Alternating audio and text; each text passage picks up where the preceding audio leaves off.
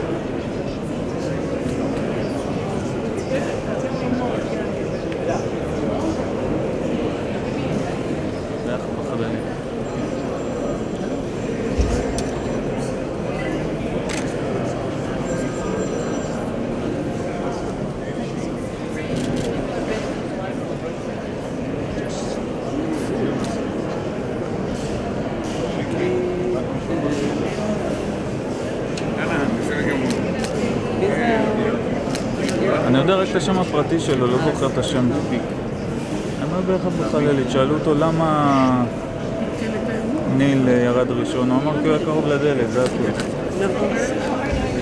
ואותו זוכרים יותר. מבינה מה ההבדל בין מספר 2 למספר 1?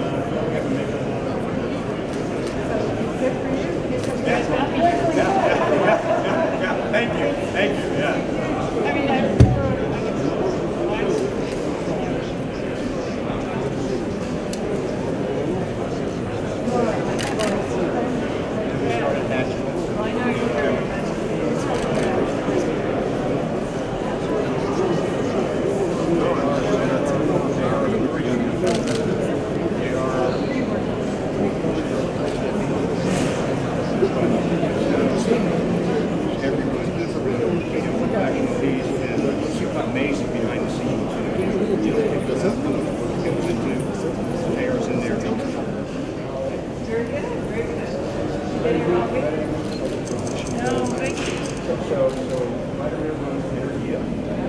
They're like the equivalent of Lockheed, right? You know, they build products and they go to Mars.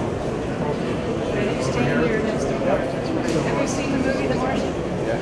Yeah, I am too. It's great. It's fun. So one of this company, they show a line interface with other elements over Mars. We have a great partner, and they also work direct for RDM, Austin Self is RD-180.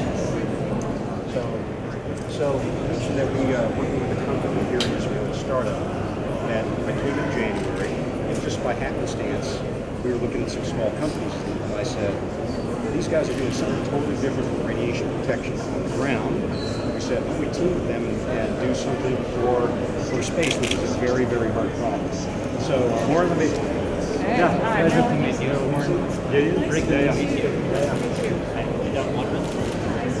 So we're starting. And I'm Dave Morrow. Nice to meet you. So Dave's kind of the monitor of this contract for us. Managing the whole I'm your person. I know that, I see it. Helping them out. But I have to tell you, this is the most fun team I've ever worked with.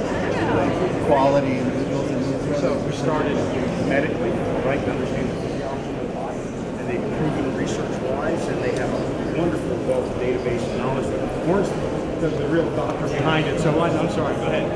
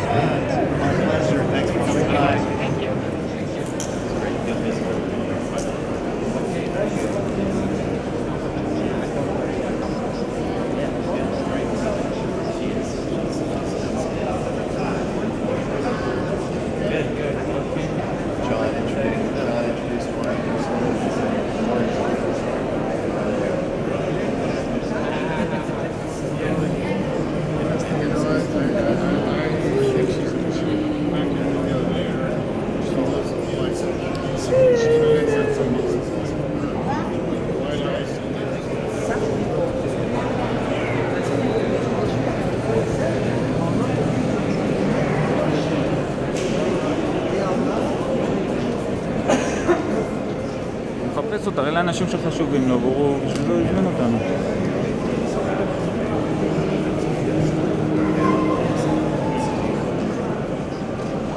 רגע, הייתה פה, דיברה רק עם עוד פעם? אולי תעשה אחרי זה. So we have very good results here. Exceptionally good. And yeah, of course there is.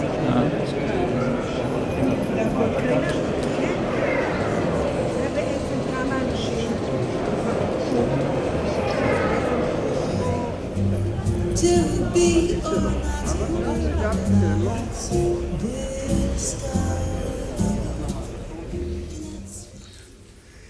Ladies and gentlemen, distinguished guests, good afternoon.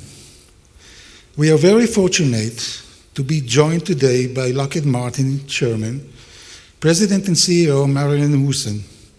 Lockheed Martin has been a leader in the space industry for decades and is a company at the forefront of the international space collaboration, pushing the boundaries of exploration. In her 32 years with Lockheed Martin, Marilyn has taken a number of challenging leadership assignments that span the breadth of the corporation. She is currently Vice Chairman of the Aerospace Industries Association and is an Associate Fellow of the American Institute of Astronautics and Aeronautics. Mrs. Houston has been selected by Fortune magazine as of the 50 most powerful women in business for the past 6 years and was named number 4 in 2015. She is also named number 20 on the Forbes World 100 Most Powerful Women list in 2015. We are grateful that she can join us today to talk about how international cooperation will drive the new space age. Ladies and gentlemen, please join me in welcoming to the stage Lockheed Martin Chairman, President, and CEO, Marilyn Wilson. Please.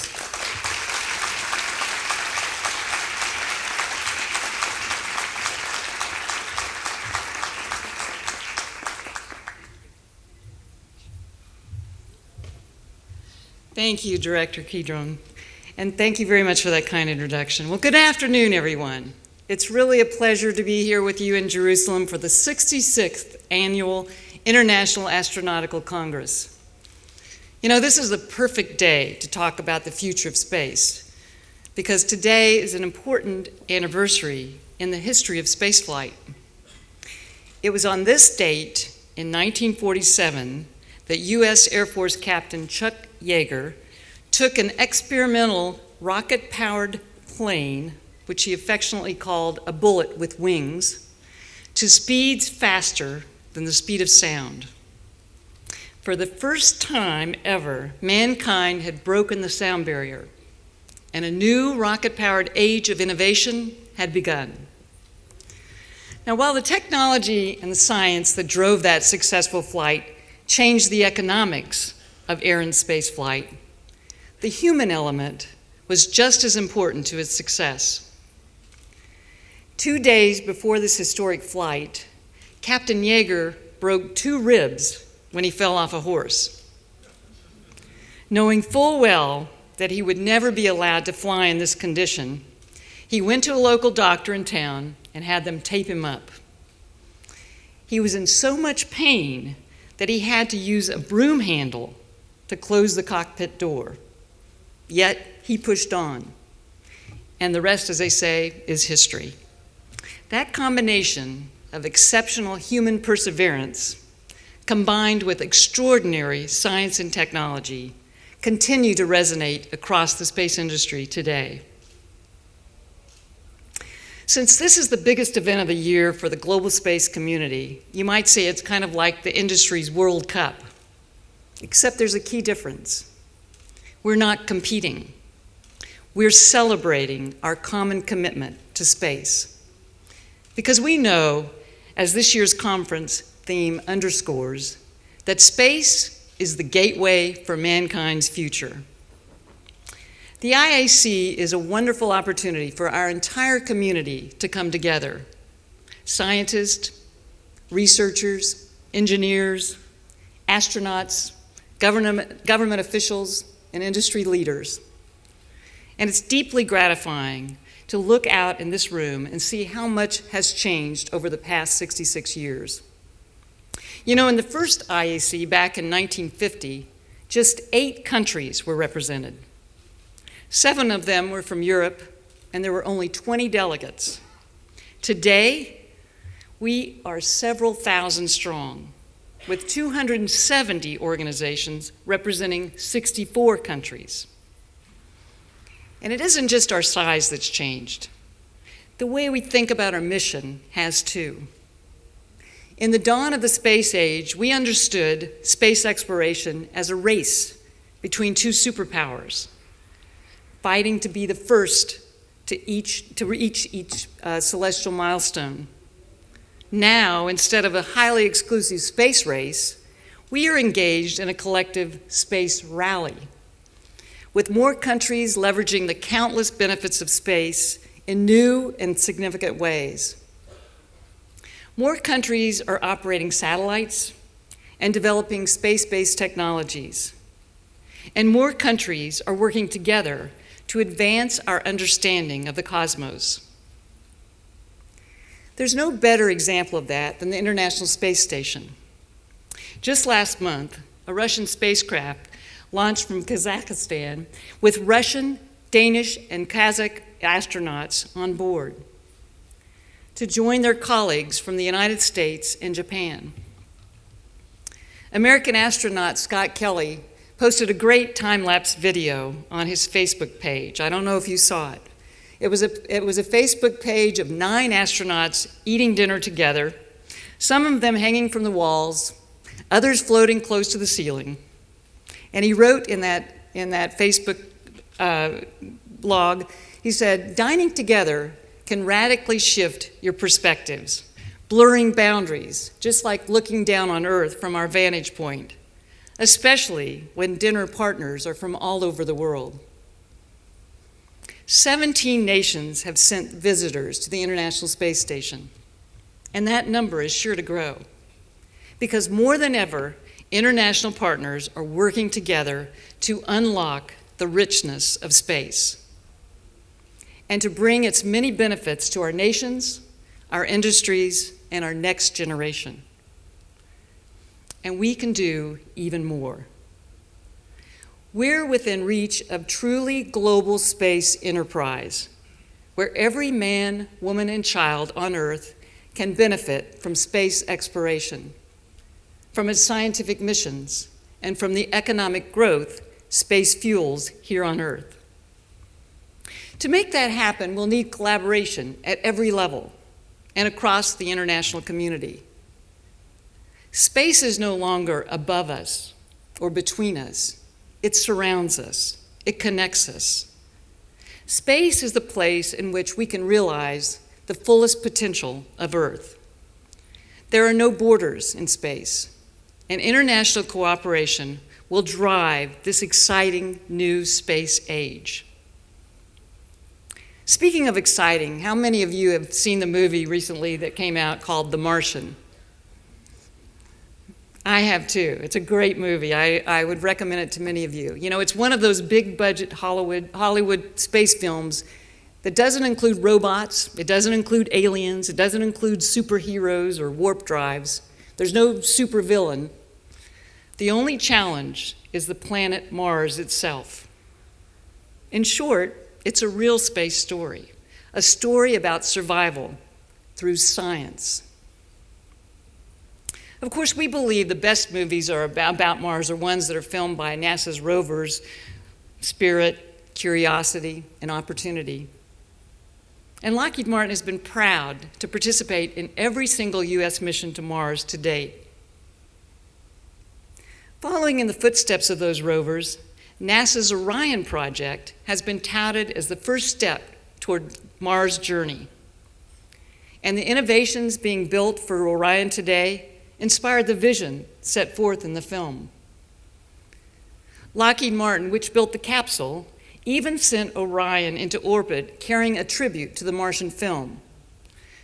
It was the first sketch director Ridley Scott made of the lead character, and it was featured on the cover page of the script. The movie's producers worked closely with NASA to make it realistic, yet also exciting. That's not easy.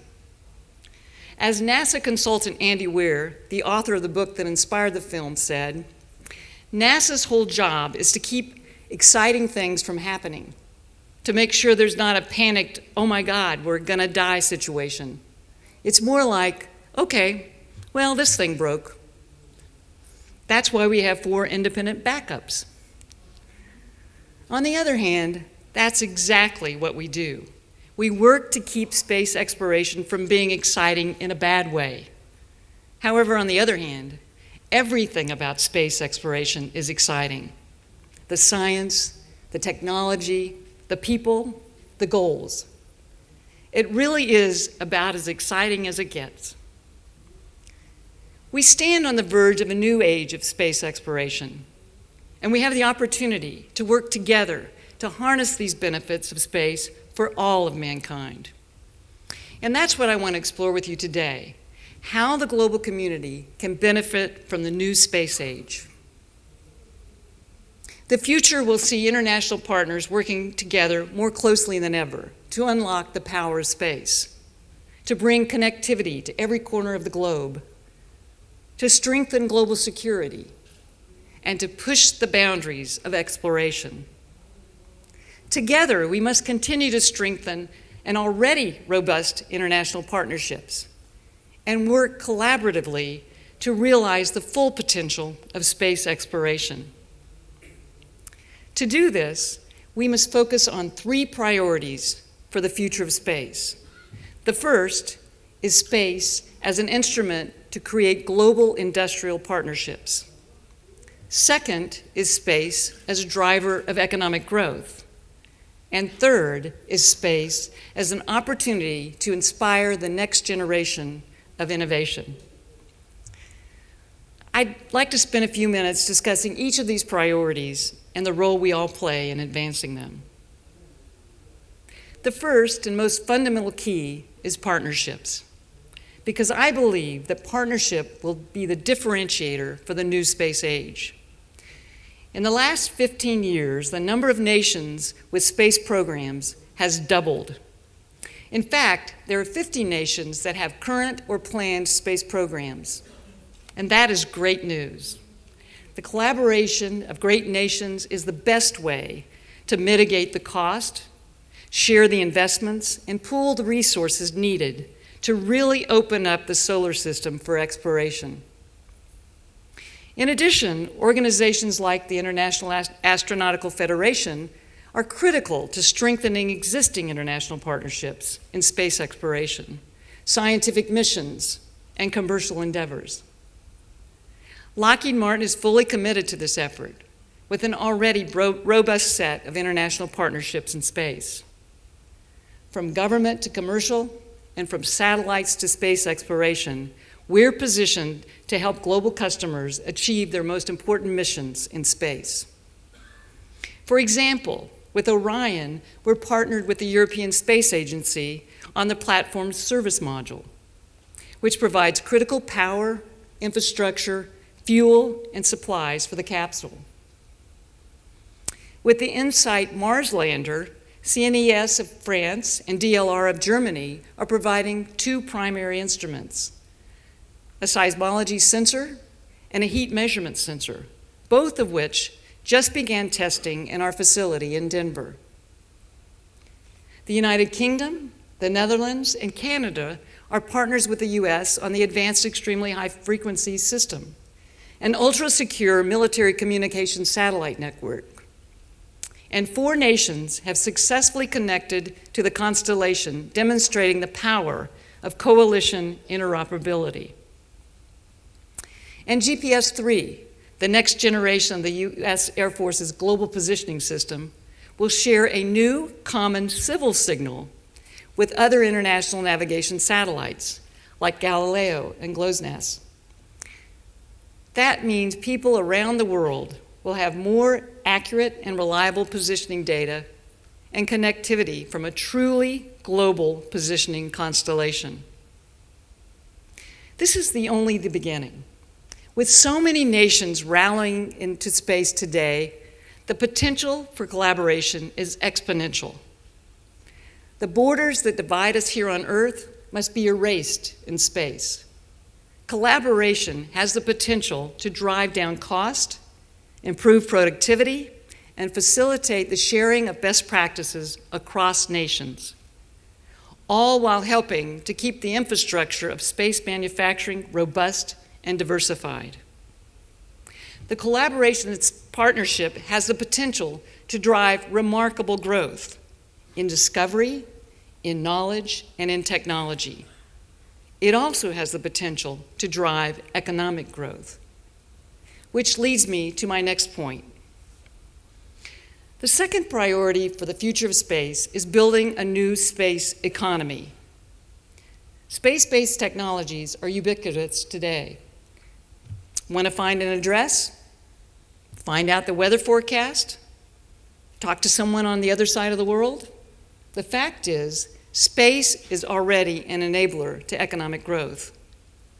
And with today's innovations combined with the power of international partnerships, it has the potential to drive magnitudes more. Today, the space sector represents about 1% of the global economic activity. Yet I would argue that without space, the other 99% wouldn't be nearly as effective or efficient. Partners are developing commercial satellites that connect people around the world, enable distance learning, and fuel job growth in many sectors of the global economy. Our weather prediction capabilities will improve dramatically in the near future when new satellites like GOES-R enter service. This new generation of remote sensing and climate monitoring satellites also provide improved capability for emergency response and recovery efforts. Archaeological and community growth planning surveys, and resource tracking and water quality measurements. All important contributions that benefit people worldwide today and will continue to for years to come. However, economic growth is driven by investment. We must continue as nations and industry leaders to take the long view on investment in space technologies. We must continue to invest in research and development that will yield innovative new technologies. And we must continue to recognize and reward innovation at every level. No one knows where the next great technology breakthrough will come from. However, we can guarantee it won't come from innovations that go unfunded. That investment goes beyond R&D. It must also focus on human capital, which takes me to my third point. Using space to inspire the next generation of innovators and explorers is the third most important priority. Today, we face a global shortage of qualified candidates in the fields of science, technology, engineering, and mathematics, the STEM fields. For us to successfully design, build, and navigate deep space missions, we must have the skilled workforce to get the job done. We know that space has the power to inspire a new generation of STEM innovators, and it's never too early to plant that seed.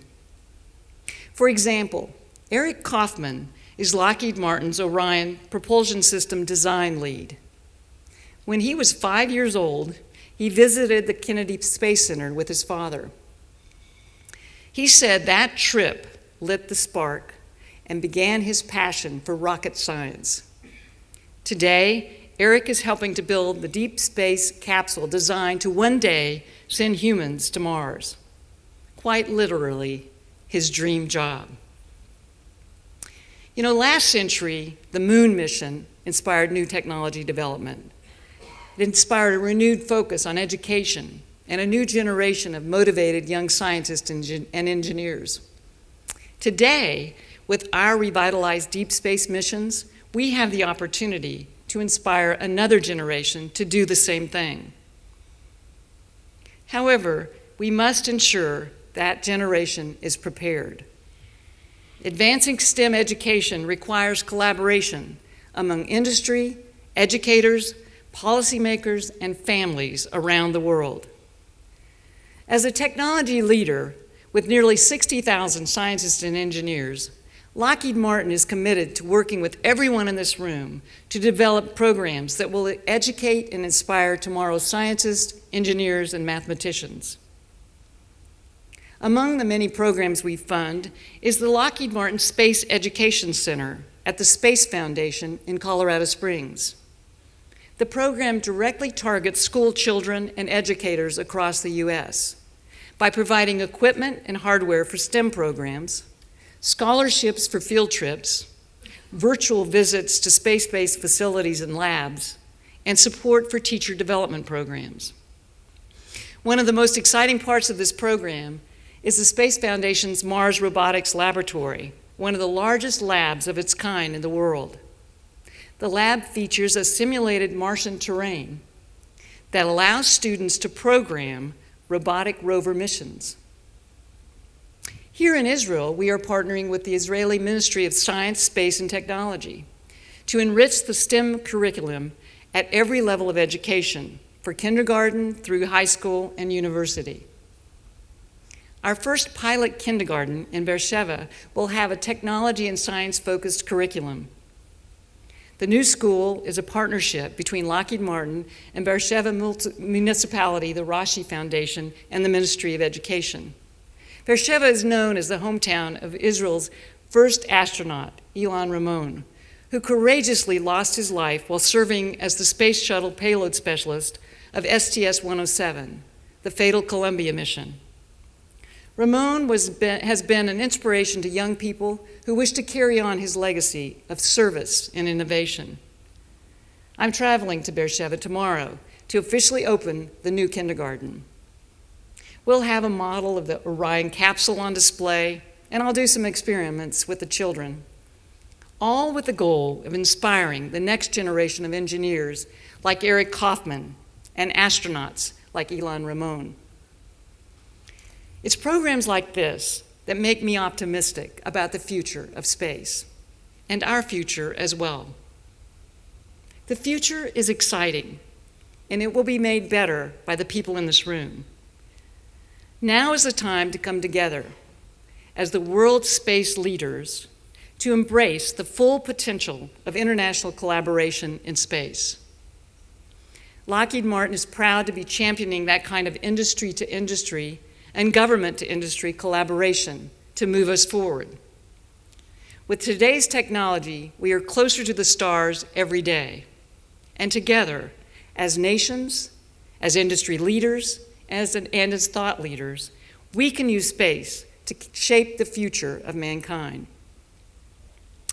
I was born in a small town in the state of Kansas, and I think the state's motto sums up our collective efforts nicely. Ad astra per aspera. To the stars, despite adversity. Ladies and gentlemen, today's space age can be an extraordinary force for good. And as I look around this room, I see many people working hard to overcome the challenges of interplanetary travel, working hard to solve difficult problems, working hard to ensure human beings can continue to push the boundaries of science and discovery. Together, we can leverage space as an instrument for global partnerships, a driver of economic growth, and an opportunity to inspire the next generation of innovators. After all, the word universe comes from the Latin universum, meaning the whole turned into one. And in the words of Colonel Ilan Ramon, there is no better place to emphasize the unity of people in the world than flying in space. In that spirit of unity, let us set our eyes on the ever more wondrous horizons. The universe beckons, and as we break the boundaries of Earth, we will find no boundaries in space. Together, let us write a bold new chapter in the history of humankind. Thank you very much.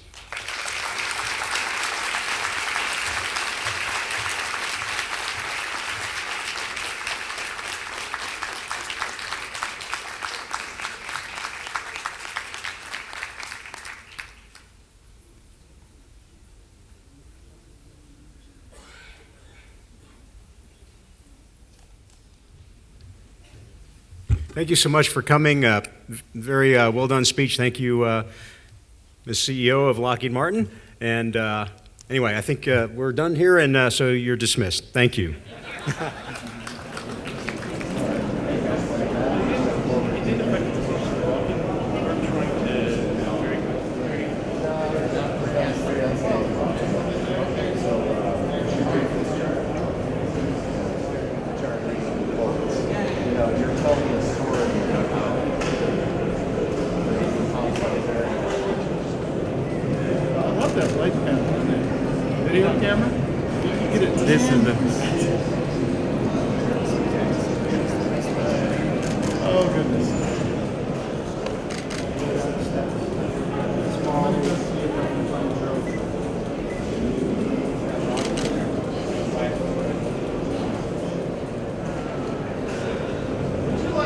Hey, Dave, join us.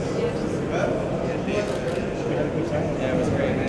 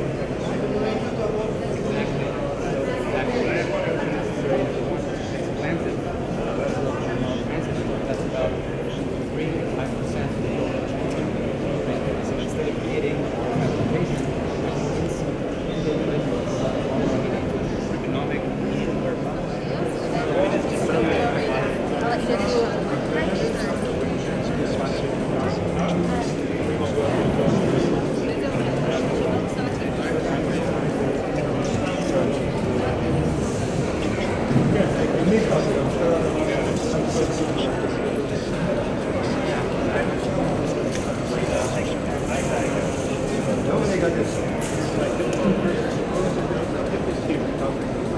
so the upper exterior area, the tip is essentially you have to press the area. And exactly. So that's kind of the It's the right height. Yeah, yeah. It's about the right height. And it's been chosen to protect.